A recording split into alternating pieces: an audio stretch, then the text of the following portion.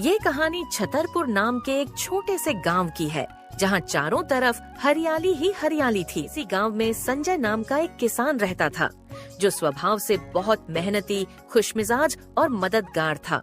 संजय के परिवार में संजय के साथ उसकी धर्म पत्नी सरला रहती थी, जो संजय की हर काम में मदद करती थी। संजय के पास गांव में 2 बीघा जमीन थी, जहां पर वो खेती करके अपने घर का खर्च चलाता और बचे हुए पैसों से लोगों की मदद भी करता था।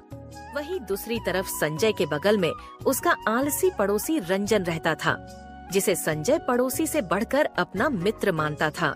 परंतु रंजन का स्वभाव संजय से बिल्कुल विपरीत था। उसमें कूट कूट के आलसपन भरा था और उसे गांव में घूम घूम कर लोगों के साथ गपशप करना पसंद था। जहां संजय के पास गांव में 2 बीघा जमीन थी, वहीं दूसरी तरफ रंजन के पास बस एक छोटी सी जमीन थी, जिस कारण वो संजय से और जलता था। संजय उसकी हर काम में मदद करता था, परंतु वो बस उसके मित्रता का फायदा उठाता और उससे अपने काम करवा लिया करता था। रंजन की धर्मपत्नी का नाम कमला था, जो बहुत लालची स्वभाव की थी। एक दिन इसी तरह संजय सुबह सुबह अपने खेत पर काम करने पहुंच जाता है और वो खेत पर आते ही खेत का काम करना शुरू कर देता है। वहीं दूसरी तरफ रंजन अपने घर में पलंग पर चादर तान कर सोया हुआ था। संजय बिना रुके अपने खेत की जोताई करता रहता है। देखते देखते कुछ समय में दोपहर हो जाती है। दोपहर होते ही सरला ठीक समय पर संजय का खाना लेकर आती है और उसे आवाज लगाकर खाना खाने बुलाती है। सुनते हो जी, आ जाइए खाना खाने। सरला की आवाज सुनकर संजय को समझ आता है कि दोपहर हो चुकी है। अरे क्या बात है, आज कुछ ज्यादा ही जल्दी दोपहर हो गई। चलो अब सरला आ गई है तो खाना खाकर थोड़ी देर आराम कर लिया जाए। फिर क्या था, संजय सरला के साथ एक पेड़ के नीचे बैठकर खाना खाने लगता है। इधर संजय तपती धूप में खेतों में कड़ी मेहनत कर रहा था, वहीं रंजय अभी तक सोया हुआ था। उसे सोते हुए देख कमला उसे उठाने आती है। अब उठ भी जाओ, कितना सोओगे? जरा बाहर जाकर भी देख लो, सूरज सर पर आ गया है। कमला के इतने जोर से चिल्लाने के कारण रंजन उठकर बैठ जाता है। क्या हो गया भाग्यवान, क्यों चिल्ला रही हो? सोया था मर थोड़ी गया था। और कितना सोओगे? कभी तो जल्दी उठकर खेतों पर जाकर काम भी कर लिया करो। वो खेत अपने आप फसल नहीं दे देंगे तुम्हें। अरे आज बहुत तीखी धूप है, आज तो मैं नहीं जा रहा हूँ खेत पर काम करने। बस तुम ऐसे ही बहाने मारते रहो और बाद में जाकर संजय भाई के सामने पैसे मांगना। अरे तुम उसकी फिक्र छोड़ दो। संजय एक नंबर का मूर्ख आदमी है, किसी की भी बिना सोचे समझे मदद कर देता है। और तो और वो मेरा बहुत अच्छा मित्र है, मेरी तो ऐसे भी बहुत मदद कर देगा। और आज के जमाने में मेहनत से कुछ नहीं मिलता है, दिमाग लगाओ तो ज्यादा फायदा होता है। इसी तरह कमला के ताने सुनकर रंजन फिर से सो जाता है। देखते देखते शाम हो जाती है। तभी गांव के मुखिया का बेटा राजू दौड़ता हुआ संजय के घर पर आता है और संजय से बोलता है, काका, दादी की तबीयत अचानक बहुत खराब हो गई है, वो आपको बुला रही है, जल्दी चलिए। दादी की खबर सुनकर संजय फौरन राजू के साथ दादी की तबीयत देखने भागता है। दादी का नाम सीमा देवी है। पूरे गांव में दादी का वैसे तो कोई अपना नहीं था, पर संजय दादी का पूरा खर्च उठाता और देखभाल करता। क्या हुआ दादी, अचानक क्या हो गया आपको? राजू जा फटाफट से डॉक्टर काका को लेके आ जा। संजय के कहते ही राजू डॉक्टर को लेने चला जाता है। बोलो दादी, राजू बोल रहा था कि आप मुझे बुला रहे थे, कुछ काम है तो बोलो।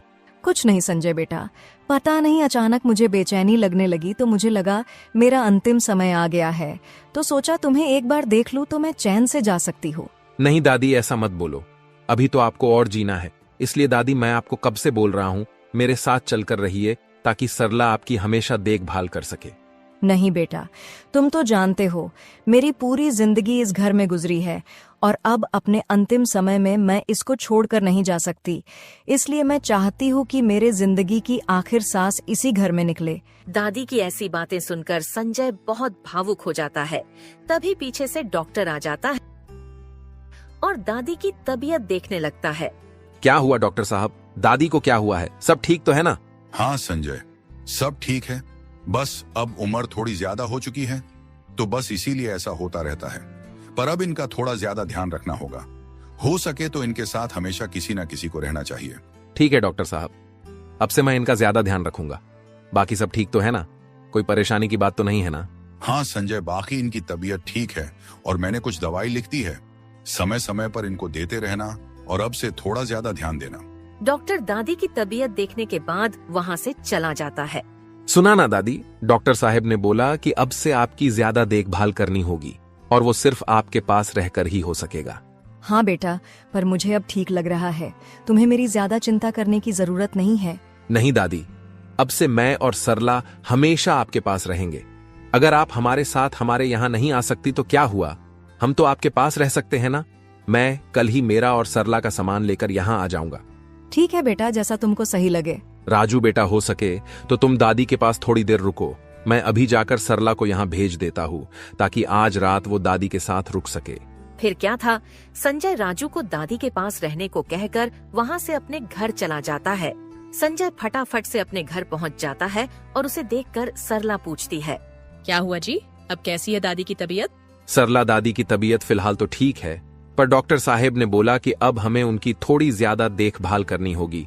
इसलिए अब से हम ये घर छोड़कर दादी के घर पर रहेंगे ताकि हम उनके पास हमेशा रह सके।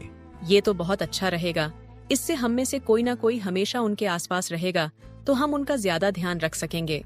सरला, तुम्हें आज रात दादी के पास रुकना होगा। मैं कल अपने साथ हमारे काम लायक सामान लेकर वहाँ आ जाऊंगा।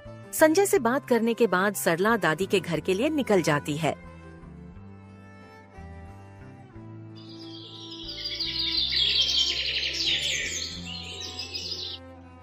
अगली सुबह संजय भी अपना और सरला का सामान बांधकर दादी के घर के लिए निकलता है, पर जाते वक्त उसे घर के बाहर कमला देखकर रोक लेती है। क्या हुआ संजय भाई, कहाँ जा रहे हो सामान बांधकर?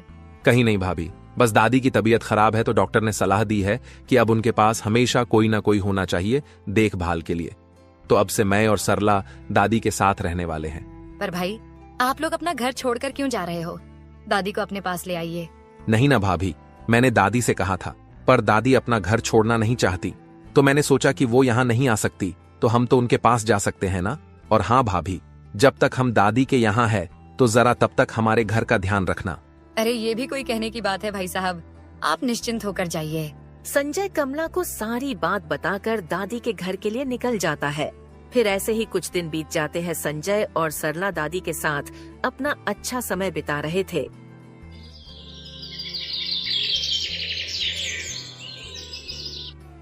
तभी अचानक एक दिन दादी की तबीयत बहुत खराब हो जाती है और उस समय पर संजय खेत पर गया होता है तो दादी सरला को आवाज देकर बुलाती है। सरला बेटी, ओ सरला बेटी, जरा यहाँ आना, एक बहुत जरूरी बात करनी है।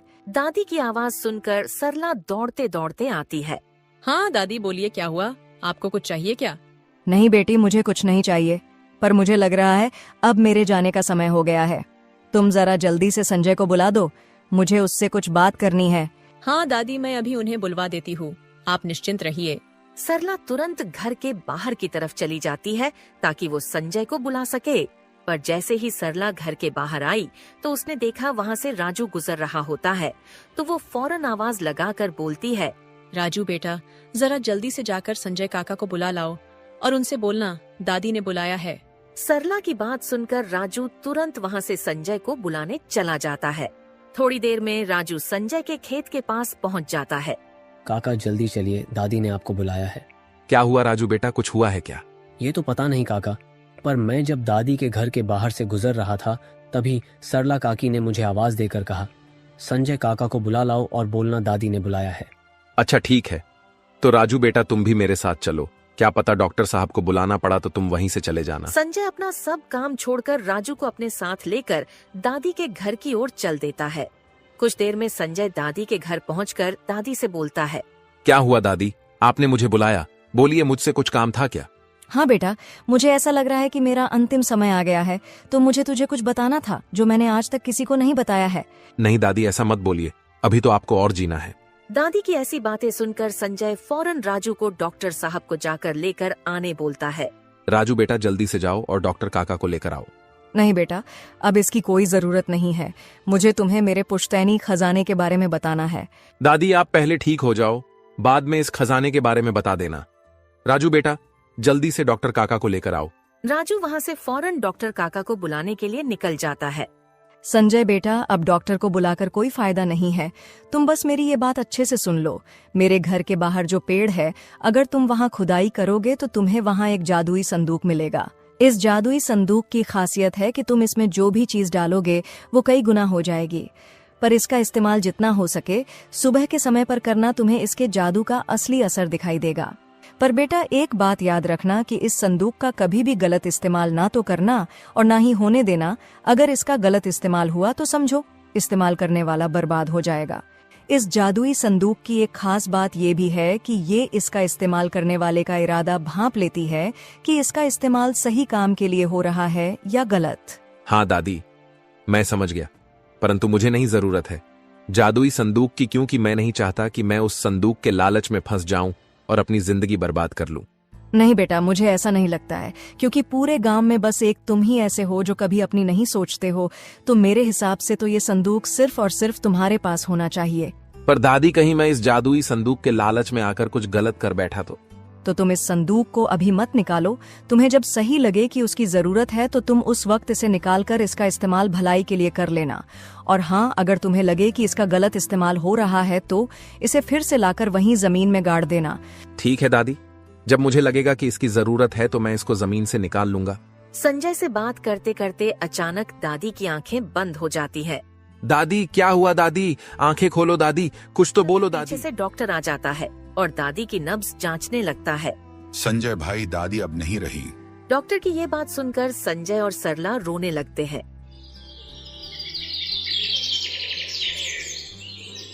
अब 2 साल गुजर चुके थे, परंतु संजय ने अब तक उस जादुई संदूक को अपनी जगह से नहीं निकाला था। इस साल बारिश न पड़ने के कारण गांव में अचानक भयानक सूखा पड़ गया था। सूखा पड़ने के कारण गांव के सभी लोग बहुत ज्यादा परेशान हो चुके थे। गांव के बड़े बुजुर्गों का भी कहना था कि ऐसा सूखा गांव में बहुत समय के बाद पड़ा था। इसी बीच संजय के घर पर गांव के मुखिया का बेटा राजू आता है। काका, आपको पिताजी ने कुछ जरूरी बात करने बुलाया है। ठीक है राजू बेटा, तुम चलो, मैं थोड़ी देर में आता हूँ। संजय को सारी बात बोलकर राजू वहाँ से चला जाता है। क्या हुआ जी? आपको अचानक मुखिया जी ने क्यों बुलाया होगा? पता नहीं, पर शायद गांव में आए इस भयानक सूखे के बारे में चर्चा करने बुलाया होगा। तो आप इसके लिए क्या कर पाओगे? ये आपके हाथ में थोड़ी न है। हाँ, पर पहले जाकर देखकर तो आता हूँ कि सच में इसी विषय पर बात करनी या कोई और बात करनी है। ठीक है, जैसा आपको ठीक लगे, पर आप खाना वगैरह खाकर जाना, क्या पता कितने देर तक आप लोगों की बात चले। फिर क्या था, संजय खाना वगैरह खाकर गांव के मुखिया के घर पर पहुंच जाता है। काका, आपने मुझे बुलाया था, बोलिए, कोई जरूरी बात करनी है क्या? संजय, गांव पर आई इस विपदा से तुम भली भांति परिचित हो। पानी की कमी और सूखे के कारण गांव के लोगों का जीवन दूभर हो गया है। हमें कुछ ऐसा करना होगा जिससे गांव की मदद हो सके। मुखिया जी, आपकी बात बिल्कुल सही है। हमें जल्द से जल्द कोई समाधान निकालना होगा, परंतु सोचने की बात यह है कि हमारे पास संसाधन सीमित हैं। यही तो समस्या है संजय। गांव के बुजुर्गों का कहना है कि हमारे पूर्वजों के पास कुछ विशेष साधन थे जिनकी मदद से उन्होंने ऐसी परिस्थितियों से निपटा था। मैंने सोचा गांव के सभी लोगों से बातचीत करके देखता हूँ, शायद कोई किसी तरह से मदद कर दे। मुखिया जी, मैं जल्द से जल्द इस बारे में कुछ सोचकर आपको बताऊंगा। फिर क्या था, संजय मुखिया के घर से अपने घर के लिए निकल जाता है। घर आते ही सरला उससे मुखिया के घर पर हुई बातचीत के बारे में पूछती है। क्या हुआ जी? मुखिया जी ने आपको क्यों बुलाया था? वही अचानक आए सूखे के कारण बुलाया था, पर मैंने उनसे कहा कि सोचकर बताता हूँ। पर आप इसके लिए क्या कर पाओगे? हम तो ज्यादा से ज्यादा गांव के लोगों को कुछ दिन का अनाज देकर मदद कर सकते हैं। सरला, मेरे पास है एक चीज जिससे मैं पूरे गांव वालों की मदद कर सकता हूँ, पर उसका इस्तेमाल हमें सोच समझ कर करना होगा। क्या कहा? आप किस तरह से करोगे सभी गांव वालों की मदद? सरला दादी ने गुजरने से पहले मुझे एक जादुई संदूक के बारे में बताया था, जिसमें अगर हम कोई भी चीज डाले तो वो कई गुना हो जाती है। संजय से जादुई संदूक वाली बात सुनकर सरला तो चौंक जाती है। क्या कहा जादुई संदूक? पर आपने मुझे इसके बारे में पहले क्यों नहीं बताया? वो इसलिए क्योंकि दादी ने मुझे सावधान भी किया था कि इस जादुई संदूक में इतनी ताकत है कि इसमें डाली गई किसी भी चीज को ये कई गुना कर सकता है। पर अगर इसकी लालच में आकर इसका गलत इस्तेमाल किया गया तो ये संदूक उसको बर्बाद भी कर सकता है। इसलिए मैंने सोचा कि जब मैं अपने निजी जिंदगी में बहुत खुश था तो मैंने आज तक उसके बारे में कभी सोचा भी नहीं था, पर अब हम इसका इस्तेमाल गांव वालों की सहायता के लिए कर सकते हैं। ये तो बहुत अच्छा रहेगा। आप जाइए और उस जादुई संदूक को ले आइए। संजय तुरंत अपने घर से निकल जाता है और दादी के घर के पास वाले पेड़ के पास खुदाई का काम शुरू कर देता है। थोड़ी देर बाद उसको वो जादुई संदूक मिल जाता है। चलो अब इसे लेकर घर चलता हूँ और फिर देखता हूँ इसका चमत्कार। संजय उस जादुई संदूक को लाकर अपने घर के बिस्तर पर रख देता है। सरला, ये रहा वो जादुई संदूक। बताओ सबसे पहले इसमें क्या डालकर देखे।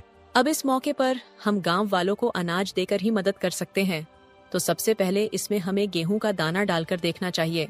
ठीक है सरला, जाओ और जाकर गेहूं का दाना लेकर आओ। सरला तुरंत रसोई में जाकर गेहूं का दाना लाकर उस जादुई संदूक में डाल देती है। देखते ही देखते पूरा संदूक गेहूं के दानों से भर जाता है। संदूक का ये जादू देखकर तो दोनों पति पत्नी हैरान हो जाते हैं और इसका इस्तेमाल गांव के लोगों के लिए करने का निश्चित करते हैं। क्या बात है, ये तो कमाल का संदूक है। इससे तो हम पूरे गांव वालों को आराम से मदद कर सकते हैं। हाँ सरला, पर याद रहे कि ये बात फिलहाल सिर्फ हम दोनों के बीच में रहनी चाहिए, ताकि इसका कोई गलत इस्तेमाल ना कर ले।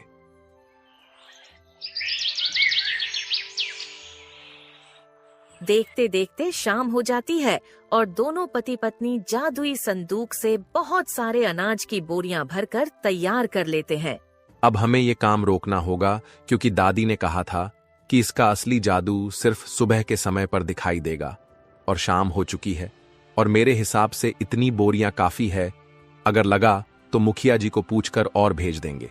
अब कल सुबह मैं एक एक करके सारी बोरियां मुखिया काका के घर पर रखाऊंगा, ताकि वो अपने हिसाब से सारे गांव वालों में अनाज बांट दे, ताकि जरूरतमंदों की मदद हो सके। जी, ये अच्छा रहेगा, पर उनको बोल देना कि हो सके तो ये बात किसी को भी न बताए कि ये अनाज आपने गांव वालों को बांटने के लिए दिया है, वरना लोगों को शंका हो सकती है कि इतने भयानक सूखे में भी आप अनाज का दान कैसे कर रहे हो। हाँ सरला, मैं ये बात तो मुखिया जी को जरूर से बोल दूंगा।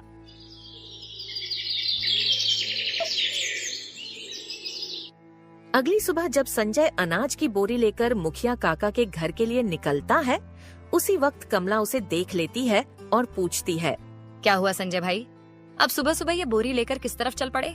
कमला का ये सवाल सुनकर संजय थोड़ा हिचकिचा जाता है और सोचने लगता है, अगर मैंने कमला भाभी को बता दिया कि मैं अनाज की बोरी लेकर जा रहा हूँ और वो भी मुखिया जी को देने, ताकि वो जरूरतमंदों को दे सके, तो वो पक्का इस बात तो रंजन को बता देंगी, और अगर ये बात फैल गई तो जादुई संदूक को चुराने का खतरा हो सकता है। अभी के लिए भाभी को झूठ बोल देता हूँ। कहीं नहीं भाभी, मुखिया जी से कुछ अनाज लिया था तो बस वही लौटाने जा रहा हूँ। कमला को संजय की बातों में झूठ दिखाई देता है तो वो मन ही मन सोचने लगती है, संजय भाई और उधार, ये बात कुछ हजम नहीं हुई, और तो और ऐसा भयानक सूखे में वो अनाज वापस करेंगे, ये बात भी हजम नहीं हुई। कुछ तो गड़बड़ है। चलो अभी के लिए इन्हें जाने देती हूँ। अच्छा ठीक है भाई साहब, आप मुखिया जी को ये दे आइए, तब तक मैं भी अपने उनको उठा दूं, वरना सोते ही रहेंगे। ठीक है भाभी, तो मैं चलता हूँ। इतना बोलकर संजय अपने अनाज की बोरी उठाकर चल पड़ता है। संजय के जाने के बाद कमला तुरंत घर के अंदर जाकर रंजन को उठाने लगती है। उठिए जी, कितना सोओगे? बाहर जाकर देखो, ऐसे भयानक सूखे में भी संजय भाई अनाज की बोरी मुखिया को देने जा रहे हैं। कमला के इतना जोर से चिल्लाने के कारण रंजन उठकर बैठ जाता है। अब क्या आफत आन पड़ी जो तुम इतना चिल्ला रही हो? अरे संजय भाई को मैंने देखा कि वो एक बोरी लेकर मुखिया के यहाँ गए हैं। हाँ, तो उसमें इतना चौंकने वाली क्या बात है? एक बोरी मुखिया को दे दी तो क्या हो गया? तुम्हें कुछ समझता भी है या नहीं? ऐसे भयानक सूखे में कौन अपने घर का अनाज किसी को देता है? तुम्हें कैसे पता कि उसमें अनाज है? संजय भाई जब बोरी लेकर जा रहे तो मैंने उनसे पूछा था। तुम्हें पता है उन्होंने क्या कहा था? उन्होंने कहा, पिछले महीने मुखिया काका से अनाज उधार लिया था, वो वापस करने जा रहा हूँ। क्या कहा उधार? और वो भी संजय? फिर तो पक्का कुछ ना कुछ तो गड़बड़ है। इसलिए तो बोल रही हूँ, उठो और एक बार जाकर देखो चक्कर क्या है। ठीक है, मैं अभी पता लगा कर आता हूँ कि चक्कर क्या है। रंजन जैसे ही बाहर आता है तभी वो देखता है कि संजय फिर एक बोरी लेकर जा रहा है। अब उसे पक्का कुछ गड़बड़ लगती है। रंजन भी संजय का पीछा करने लगता है। पीछा करते करते वो देखता है संजय फिर से मुखिया के घर की तरफ जा रहा है। अब तो पक्का कुछ गड़बड़ है, ये संजय 2 बोरी अनाज का ऐसे ही थोड़ी दे देगा मुखिया को। मुझे पता लगाना होगा कि बात क्या है। एक काम करूंगा, आज मैं भी जाकर संजय से कुछ अनाज मांग लूंगा, तब देखता हूँ वो क्या बोलता है। यहाँ रंजन गड़बड़ ढूंढ रहा था और वहीं संजय एक एक करके सारी बोरियां ले जाकर मुखिया के घर पर रख देता है। इतनी सारी गोनी को देखकर मुखिया पूछता है, इतनी सारी बोरियां किस चीज की है संजय बेटा? काका, इन सारी बोरियों में अनाज है जो मैं आपको दे रहा हूँ, ताकि आप गांव में जिसको भी अनाज की जरूरत है उसे दे सके। बेटा, पर इतनी सारी अनाज की बोरियां तुम कहाँ से लेकर आए हो? काका, ये सारी मेरे घर की बोरियां हैं। अब ऐसी आपदा में ये सब काम नहीं आएंगे तो कब आएंगे? पर काका, एक बात का ध्यान रखना कि ये सारी बात आप किसी को भी नहीं बताना। ठीक है बेटा, मैं ये बात किसी को नहीं बताऊंगा। और हाँ बेटा, इतना सब करने के लिए भगवान तुम्हें सदा खुश रखे। मुखिया काका, अभी 1-2 बोरियां और है, मैं थोड़ी देर में लेकर आता हूँ। फिर क्या था, संजय बची हुई बोरियां लाने अपने घर के लिए निकल जाता है।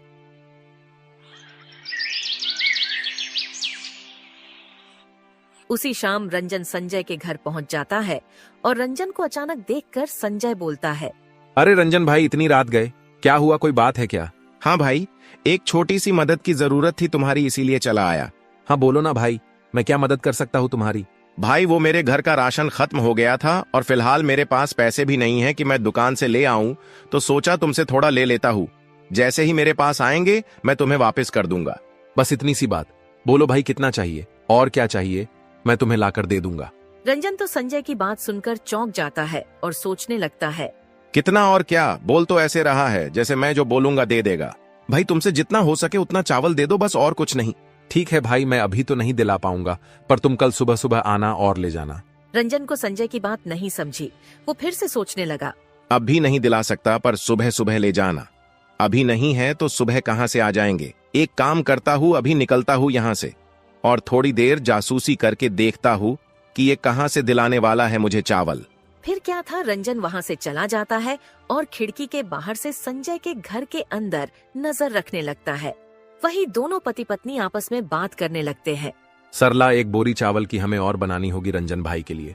वो थोड़ी देर पहले आया था, मैंने उसे बोल दिया कि कल सुबह आकर ले जाना। ठीक है जी, अभी तो हम जादुई संदूक का इस्तेमाल नहीं कर सकते, पर कल सुबह सुबह सूरज के उगने के बाद हम जादुई संदूक से रंजन भाई साहब के लिए भी 1 बोरी चावल की बना देंगे। खिड़की के बाहर खड़े रंजन ने सरला की बात सुन ली थी और फिर वो सोचने लगता है, अच्छा, तो इन लोगों के हाथ जादुई संदूक लगा है, तभी इतने भारी सूखे में भी अनाज बांटा जा रहा है। रुको, आज ही रात को इसे चुरा लेता हूँ। फिर क्या था, जैसे ही संजय और सरला सो जाते हैं तो उनके घर में रंजन धीरे से घुस आता है और जादुई संदूक को ढूंढने लगता है। रंजन को वो जादुई संदूक संजय के अंदर वाले कमरे में मिल जाता है, जिसे लेकर वो सीधे अपने घर के लिए निकल जाता है।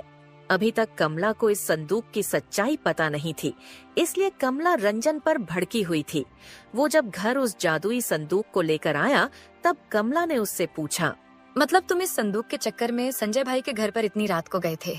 सरला, ये कोई मामूली संदूक नहीं है, ये जादुई संदूक है।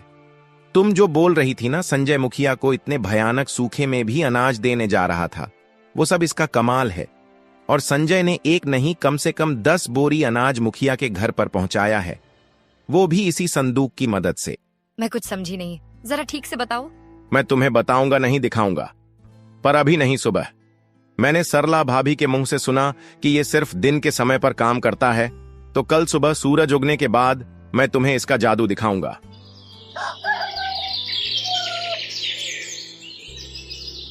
अगली सुबह संजय और सरला सुबह उठकर जब संदूक की मदद से रंजन के लिए चावल की बोरी तैयार करने जाते हैं, तो देखते हैं कि जादुई संदूक गायब है।